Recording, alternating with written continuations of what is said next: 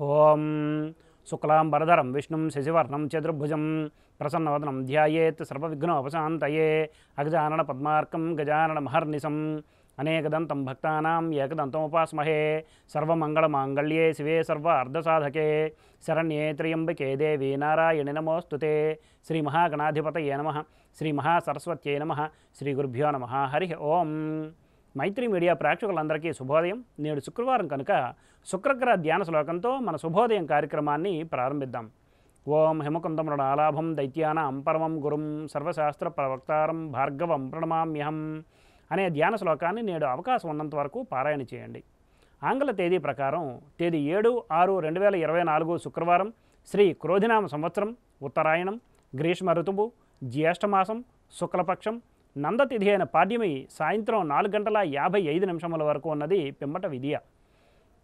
మృగశిర నక్షత్రం రాత్రి 8:19 వరకు ఉన్నది పిమ్మట ఆరుద్ర నక్షత్రం. నేటి వర్జ్యం రాత్రి తెల్లారితే 4:57 నుండి రేపు సూర్యోదయం వరకు ఉన్నది.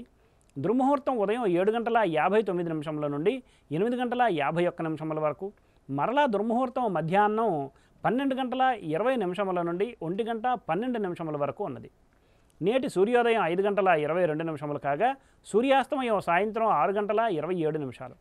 నేడు శుక్రవారం కనుక పశ్చిమ దిశగా ముఖ్యమైన ప్రయాణాలు అనుకూలం కాదు. మరియు ఉత్తర దిశగా నేడు చేసే ప్రయాణాలు ధాన్య లాభాన్ని సూచిస్తాయి.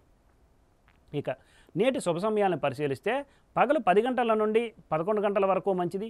రాత్రి 7:30 నుండి 8:30 వరకు మంచిది.